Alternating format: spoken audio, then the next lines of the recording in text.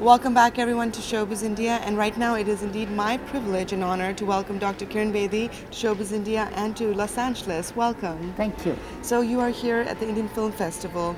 We are going to be watching as a closing night gala your film, a documentary on your life, someone who spent a decade with you, with your ins and outs, and it's called Yes Madam Sir. What are you feeling right now? Well, this is almost the fourth film festival for me. I've become a professional at that now. That was the first one was where I got my butterflies in my stomach were the Toronto Film Festival. After that I went to the Dubai Festival, then I went to the Adelaide Film Festival. So I've become a professional now. So what do I say?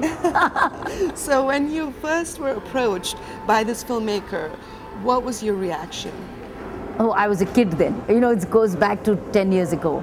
I was thick into my profession. All she wanted me now saying, can I shoot your life? I said, listen, I'm immersed in my work. You want to move around with my camera, there's plenty to shoot, it's your problem, not mine. You want to just cover me, I have no problem. So the point is, I let her be, she let me be, and her camera did the talking.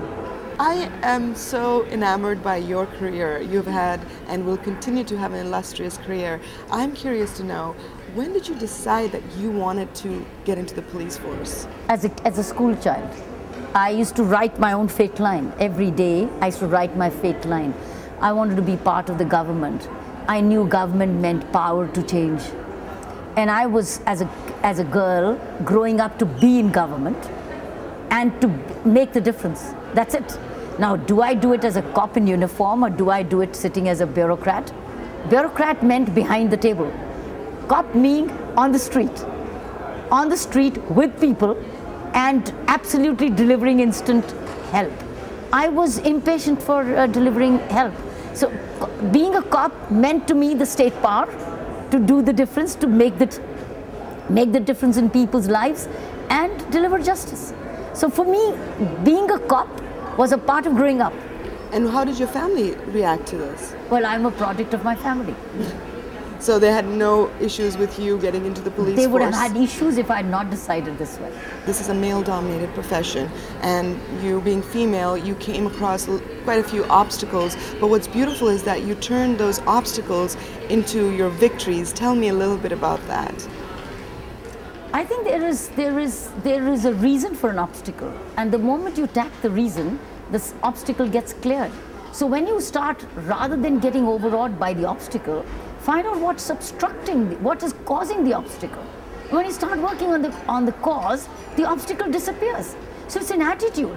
Either you get overawed by the obstacle, or you go around it and find out what's causing this. The moment you start focusing on the removal, it becomes a victory. And so how do you maintain this positive attitude? Part of the growing up.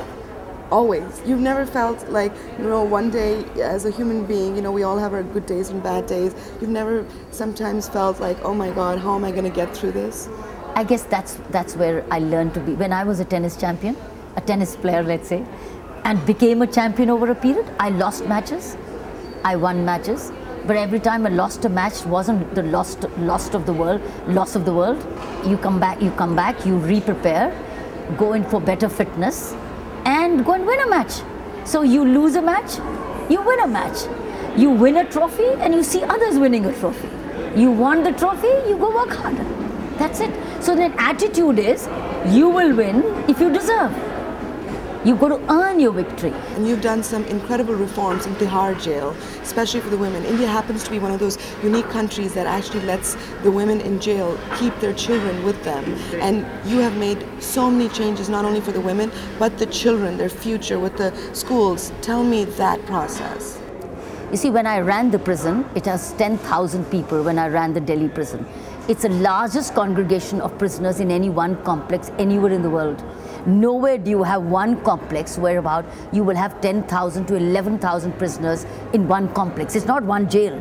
It's a complex. It's a conglomerate of prisons. So when I ran that, it had women as well. And it also had children with women, because Indian mothers bring their children along if they feel they do not have anybody reliable or they don't want to leave the child. Now, what were the children doing inside the prison when I ran the prison?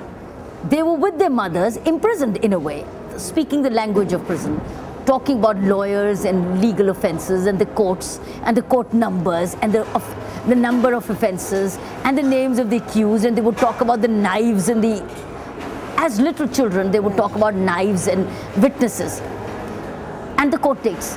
That's when I started to run the school.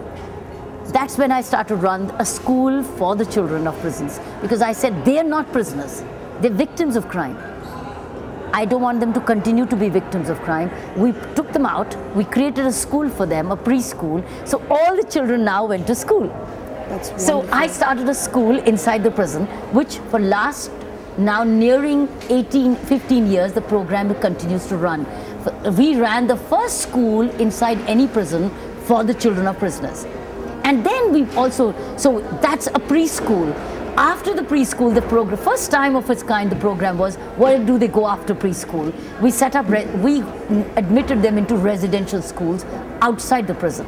So we set up a foundation called India Vision Foundation. This came out of my Maxis Award.